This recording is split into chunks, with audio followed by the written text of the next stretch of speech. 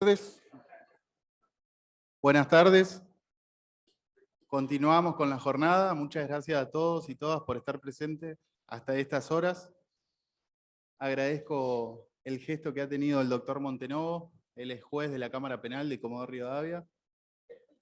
Y bueno, hace semanas que venimos esperando en lo personal este momento y la verdad que es un honor poder presentarte. El doctor ha sido profesor mío hace varios años en la universidad. Y poder acompañarte moderando, para mí es una alegría. Así que muchas gracias. Bueno, en cuanto a su currículum vitae, Martín Montenovo es presidente de la Cámara Penal de Comodoro Rivadavia, ha sido defensor público oficial y es miembro fundador honorario del Foro Federal de Consejos de la Magistratura y Jurados de Enjuiciamiento de la República Argentina. Es consejero representante de los magistrados en el Consejo de la Magistratura de la provincia del Chubut. ¿Está bien? En cuanto a su temario y el tema que ha titulado es el siguiente: vulnerabilidad de las víctimas, capacidad de los estados para enfrentar la fenomenología y delitos conexos. Un título amplio que ahora él va a especificar de qué se trata. Así que bueno, disfrútenlo porque es nuestro, es local y bueno, muchas gracias nuevamente. Bueno, ¿cómo andan? Buenas tardes. Difícil llegar al predio. Está complicado el tránsito. Bueno, primero, gracias a los organizadores. Digo en general y en particular a Mauro, que realmente tiene mucho que ver para que esté acá para compartir con ustedes algunas reflexiones sobre el punto, sobre el tema que nos convoca. El currículum, yo no soy muy amigo de los currículum, o sea, a mí me parece que son de dar a conocer ningún currículum, así que yo solo debo aclarar que no soy consejero en este momento, fui consejero y fui presidente del Consejo de la Magistratura de Chubut, pero actualmente no. Y le falta lo más importante, que soy hincha fanático de Estudiantes, pero eso lo dejamos para otro momento. A ver, otra aclaración, otro aviso parroquial. Es un seminario, taller que para tratar, analizar y reflexionar respecto de la trata de personas.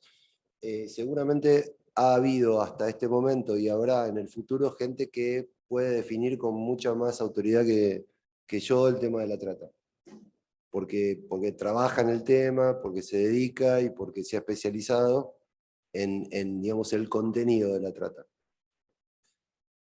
Lo que en todo caso nos toca a aquellos que no trabajamos estrictamente el tema trata es un poco delimitar la cuestión de la trata en relación con otras fenomenologías que la definen en sentido amplio, no jurídicamente, qué es trata y qué no, o que son conexas. Y por eso un poco una referencia al título de esta conversación, que es el delito conexo. Digamos, la trata de personas, el legislador nacional la incluyó en el Código Penal como recepción, es de este siglo, digamos, toda la normativa que modifica la trata, digamos, que incluye la trata, que perfecciona el capítulo, es de este siglo. Y tiene que ver con intentar darle una respuesta a un fenómeno existente, a modo global. Es decir, grupos de personas que tienen la infraestructura suficiente como para ofrecer, reducir, captar, trasladar, y todos esos verbos, tantos verbos que tiene el artículo 145 bis del Código Penal, y que la idea es que lo hacen con la finalidad de explotación.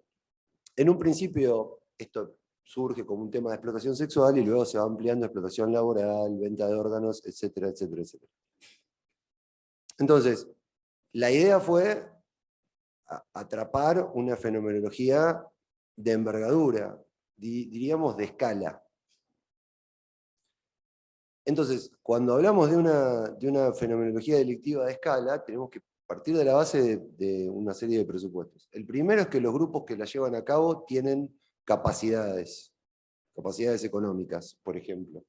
El segundo es que estas agrupaciones, estos grupos, cuentan con muchísimos recursos, como consecuencia de estas capacidades.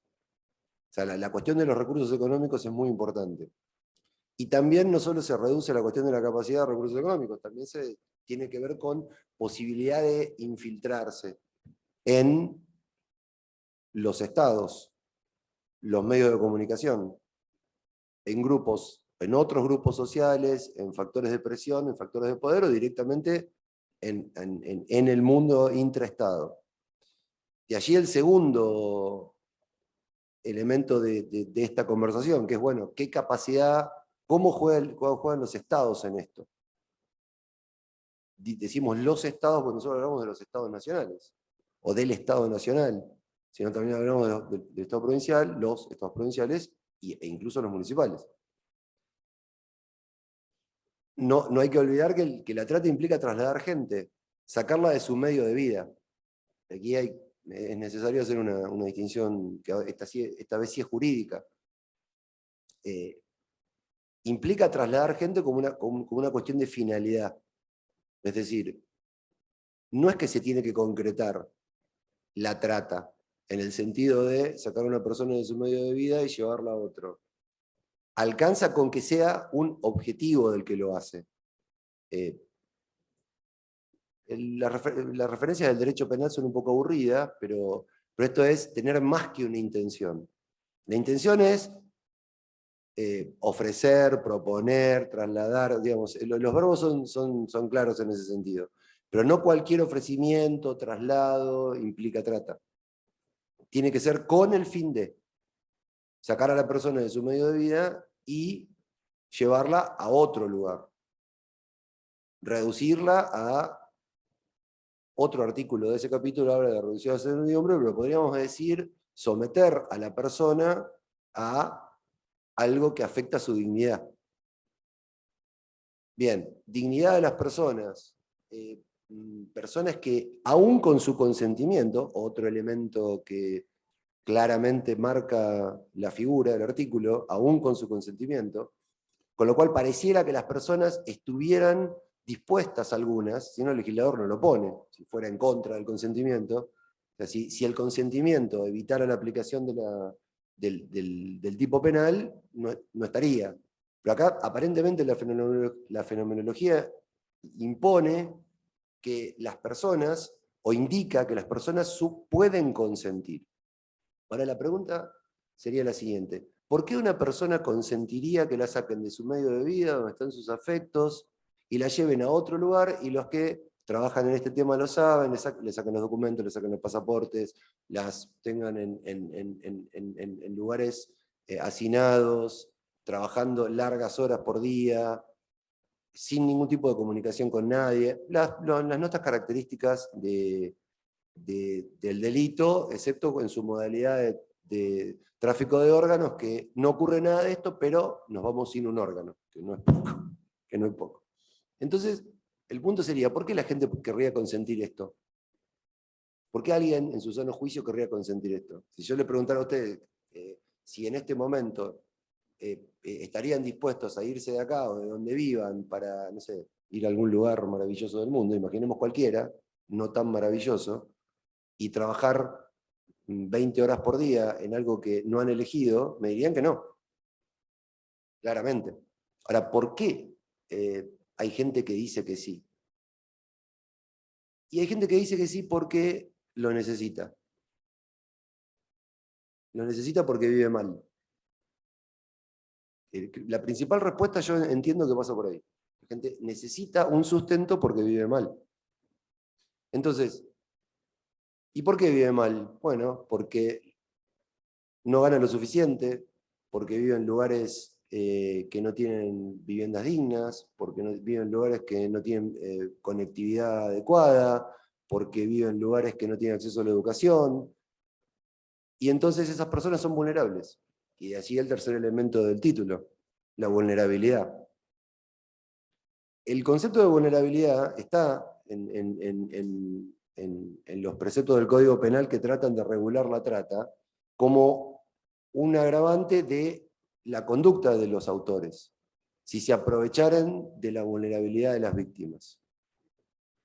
Ahora, hay que ver qué es vulnerabilidad. Bueno, la vulnerabilidad tiene un amplio recorrido en lo que es el derecho internacional y particularmente en el derecho internacional de los derechos humanos y las normas que están en el orden jurídico argentino luego de la reforma de 1944, del 94. Quizás no las reglas de Brasilia, que son las que definen con mayor certeza lo que es la vulnerabilidad, pero más o menos interpretándolas con buena voluntad se puede llegar al contenido de la regla de Brasilia. ¿Qué es? Las personas vulnerables, la vulnerabilidad es un concepto amplísimo, pero básicamente, si hay que buscar una síntesis, yo creo que le estoy robando la síntesis a alguien algo acá, pero bueno, no le cuenten, es las condiciones de vida que no respetan la dignidad de la persona. Entonces, solamente personas que estén viviendo muy mal pueden llegar a aceptar lo que se les propone de un régimen que es vivir muy mal, pero lograr el sustento, e incluso el sustento para sus familias. No es poco común que las víctimas de trata acepten este tipo de modalidades en función de enviar dinero a sus lugares de origen y que de esta actividad vivan muchas personas a nivel sustento mínimo, pero recursos para mantener a toda una familia. Bien, ¿por qué el concepto de vulnerabilidad es importante? Porque digamos, el concepto de vulnerabilidad de que los operadores estatales, los estados, tienen que atender a la vulnerabilidad, es necesario que atiendan a la vulnerabilidad de las personas. ¿Por qué? Porque la vulnerabilidad es algo que está reñido con la dignidad humana. ¿Por qué? Porque supuestamente las normas, los estados, los operadores del Estado en sentido amplio, deben llevar a cabo políticas que intenten mejorar la dignidad de las personas y también aquellos que interpretan o aplican normas tienen que interpretarlas y aplicarlas en sentido de tener muy presente la vulnerabilidad. Ya sea para decidir, para legislar, para aplicar políticas, es necesario tener esto presente y no es algo antojadizo. No es que si yo tengo esto presente soy de izquierda y si no lo tengo presente soy de derecha. No, es un mandato que viene del orden jurídico. No se trata de que podemos elegir no darle pelota a la vulnerabilidad. Hay que prestarle atención. Entonces, el concepto de vulnerabilidad tiene que ver con la dignidad humana y la dignidad humana es la idea que cruza transversalmente todas las normas de derechos humanos surgidas después de la Segunda Guerra Mundial.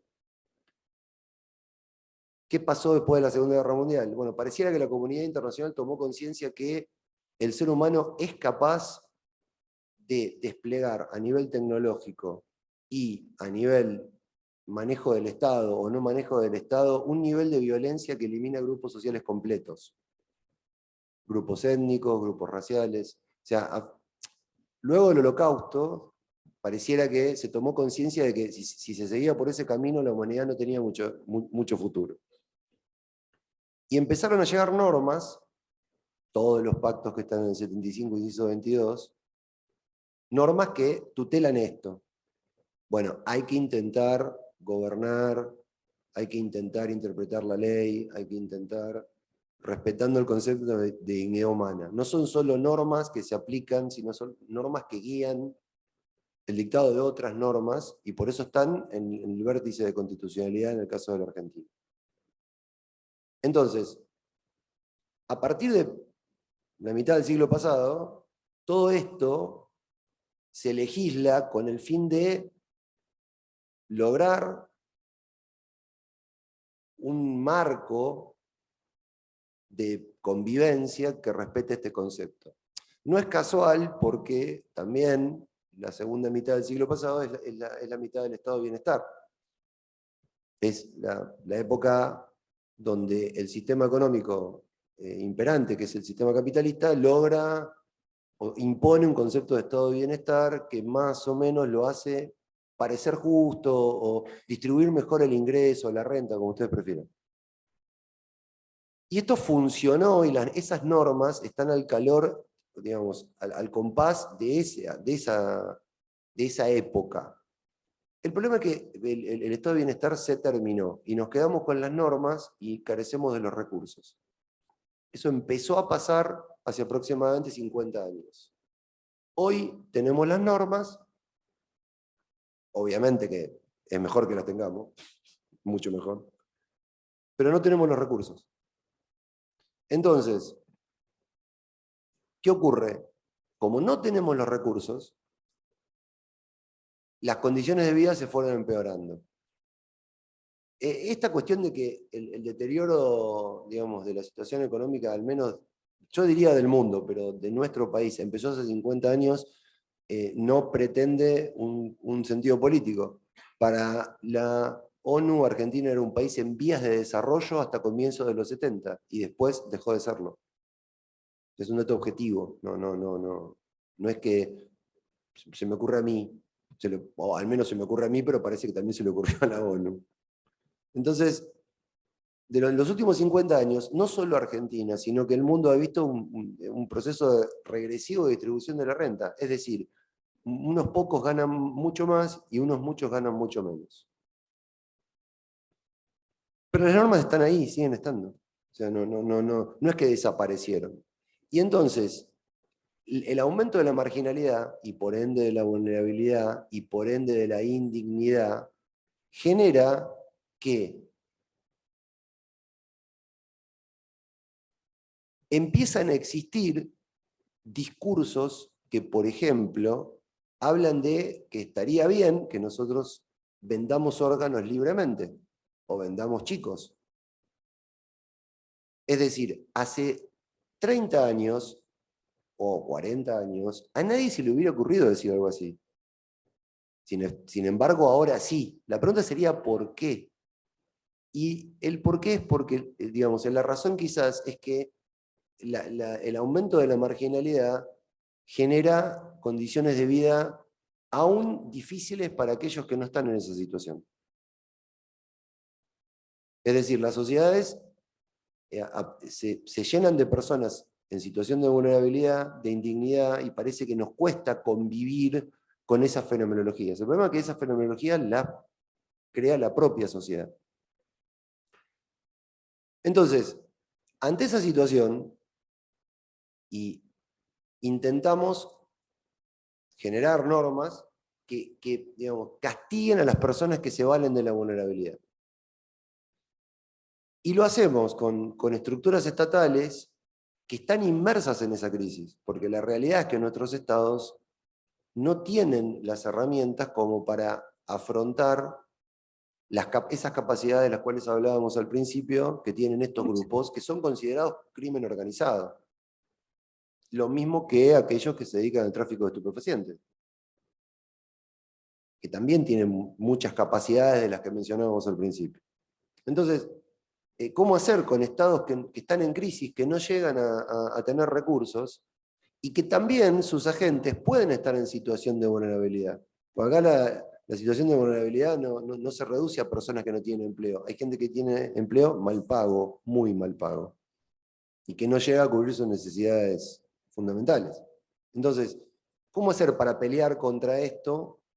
Para enfrentar algo que parece que tiene una envergadura gigantesca sin recursos, o con un equipo que no tiene todos los jugadores. ¿Cómo jugarlo al Manchester City sin jugadores? Es difícil. Seguramente podemos llegar a perder. Entonces, el punto es el siguiente.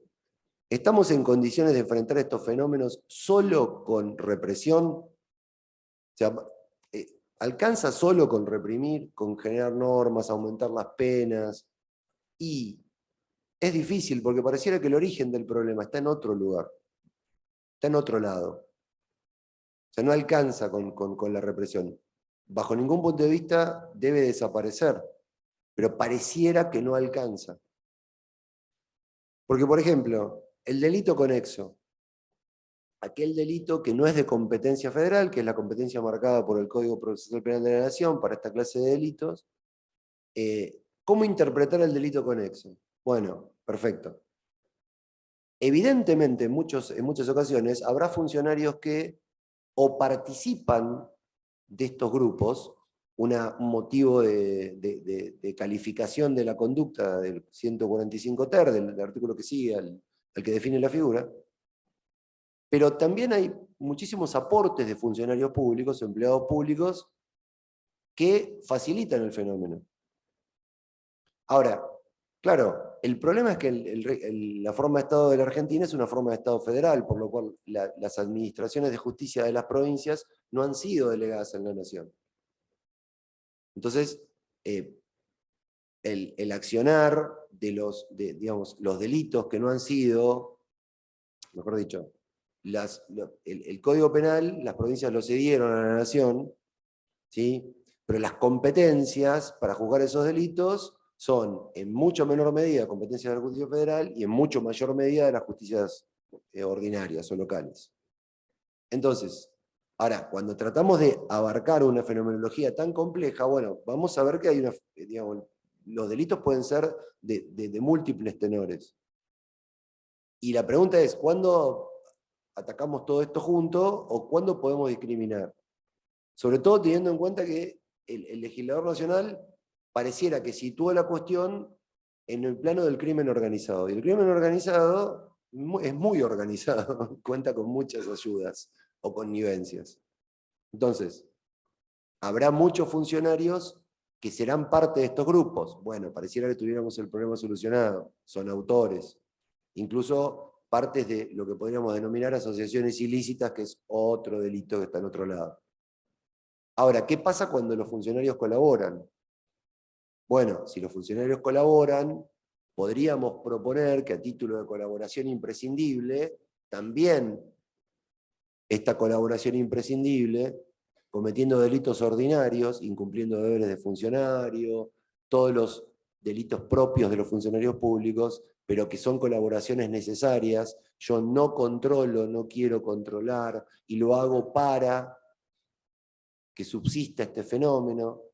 Ahora, y hay que distinguir ahí cuando la gente no controla porque no sabe cómo, no controla porque no tiene las herramientas, no controla por... Bueno, eventualmente, si no hay una connivencia, sí serán las justicias locales, pero en el caso de que el aporte de los funcionarios que no son autores sea imprescindible, bueno, habrá que afrontar el fenómeno de manera integral. Como una pauta para distinguir competencias, que es un gran tema, de ver cuándo le corresponde a la justicia federal, cuándo le corresponde a la justicia local, y sobre todo porque también la forma de definición del artículo, lo habrán escuchado hasta este momento, es compleja, es amplia, pretende abarcar muchas conductas, una gran gama de conductas, para que no quede nada afuera, pero en la medida que uno amplía la definición, bueno, empiezan las dudas, empiezan la necesidad de interpretar.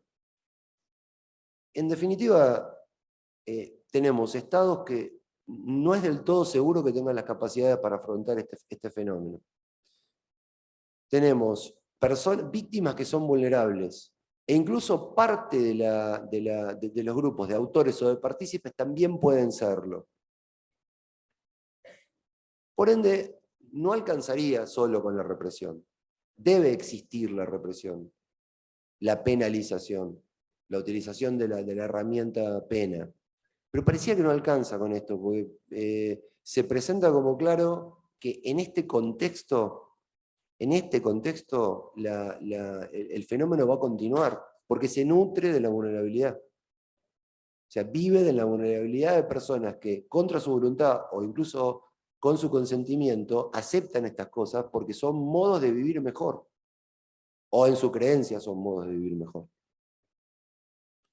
Entonces, eso es lo que nutre el delito, este delito. Bueno, ¿cuál sería la solución? Aparte de continuar con la sanción y el desarrollo, la distribución del ingreso de manera más justa, volver a retomar el camino de incluir personas y sacarlas de la marginalidad. La solución final es esa. No alcanza con reprimir. Esa es la solución final. Sabemos que esto no, digamos, que no es mágico. No va a ocurrir de un día para el otro. Pero por lo menos empezar a recorrer ese camino. para que la trata de personas pierda su materia prima, que es esta cuestión de la vulnerabilidad.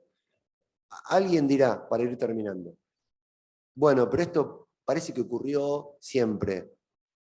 Podríamos remontarnos a la antigüedad diciendo, bueno, pero hubo épocas peores, y pareciera también que la historia de la humanidad es circular, ¿no? Como decía algún pensador, primero se da como tragedia y luego se repite como comedia.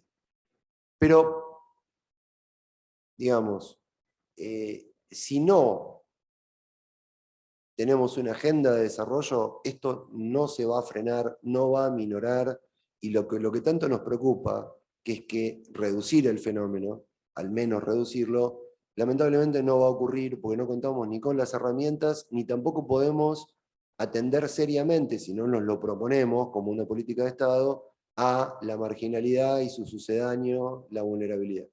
Si no lo hacemos, esto no se va a reducir y tiene que formar parte de una agenda para el futuro, mucho más teniendo en cuenta que las posibilidades de generar empleo se reducen cada vez más por el avance de la tecnología. Hoy la inteligencia artificial parece que pone en riesgo todos los empleos que conocemos, que ya son reducidos en función de la cantidad de personas que conforman la oferta de trabajo. Así que pareciera que algo habría que hacer en un sentido más macro, no para solucionar este tema en particular. Esperemos que sea una política de Estado, y yo diría que lo debemos esperar nosotros, no tanto para nosotros, sino para dirimir o intentar definir qué sociedad les dejamos a los que vienen. Porque lo que importa en última instancia es qué sociedad le dejamos a nuestros hijos, creo. Gracias.